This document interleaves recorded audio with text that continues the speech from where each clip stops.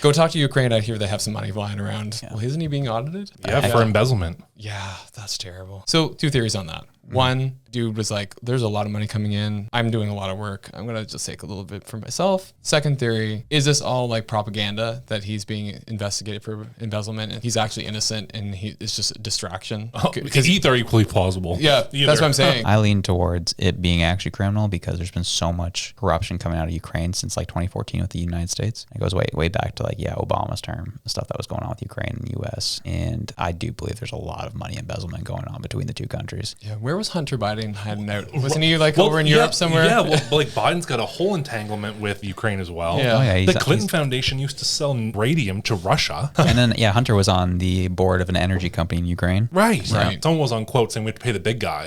Talking about Biden. Like, I think there's some embezzlement going on. Are you kidding?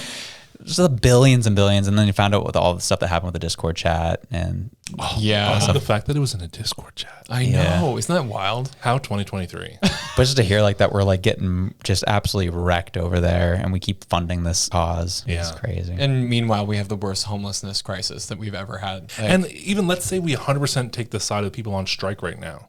Let's say we 100% unequivocally agree with them, and we see the money we're giving to Ukraine as Canadians. Say we had no other better, say housing, healthcare, everything was fixed, and all we need to do was pay these people. He still gave it to Ukraine. True. As if there aren't other issues that we need to fix, like healthcare and housing. Shout out Courtney Boyce on that one too. It's interesting. Like I can totally understand where you'd be like, okay, you've got these well-paid civil servants. You've got an active war zone with people like dying and in the streets. Basically, their homes are being bombed. It's like I could see wanting to give money to like put out the biggest fire, from a global community kind of standpoint. But right now, it's like even when you think about like the Ukrainians that are coming to Canada, they're still on the streets. They're still without homes. They're still struggling to like make it through our system. I was in the emergency room 2 weeks ago. This Ukrainian couple, like they were struggling to use our healthcare system. They had 2 nurses tied up trying to like figure out how to help them. And I was like, how is this good? How is this a model for like welcome to Canada? We're bringing you here with open arms. We're gonna save the day kind of thing. I just think it kind of made it a mess. Yeah, I mean, maybe now sleep on the floor to merge. Yeah. Welcome. Maybe they could have started a chocolate company. Who knows? Ooh. Oh, you've always take it there. Yeah.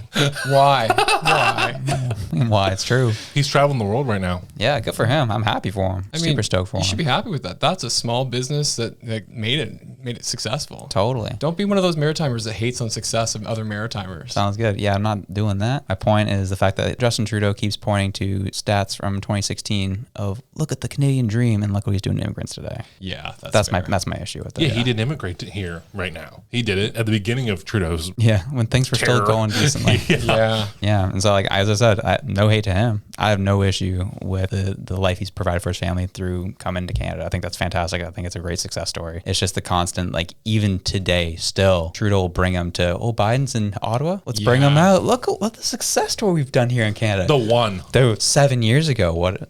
6 years ago. Like, bro. Starting a business is like one of the most daunting things you could do. Absolutely. And so now someone say moves here from Ukraine, they can't even find a house. How can you start a business if you don't even have a house? Exactly. Where do you run the business out of? You don't even have anywhere to live. Start a SaaS company, bro. Yeah. Oh my God. Become a tech bro. Oh, well.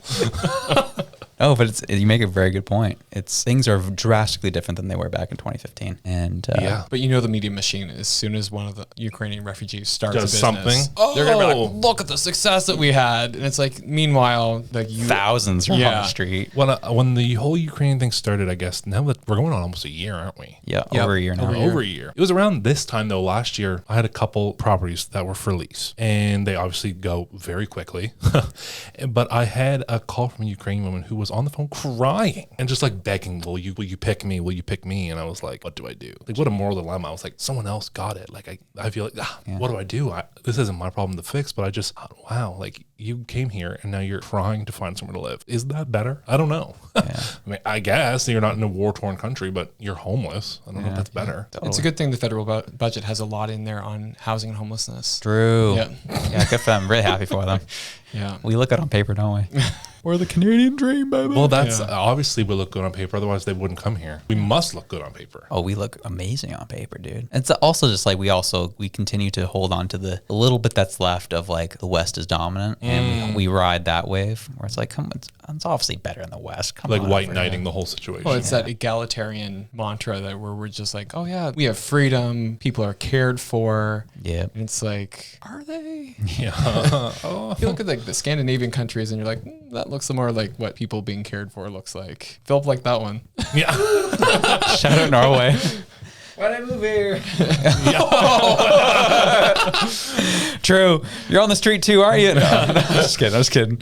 Sorry to interrupt this episode, but if you could all like, comment, and subscribe, it truly helps us out in the long run. We look at all the comments and the feedback, and it means the world to us. Thanks for watching.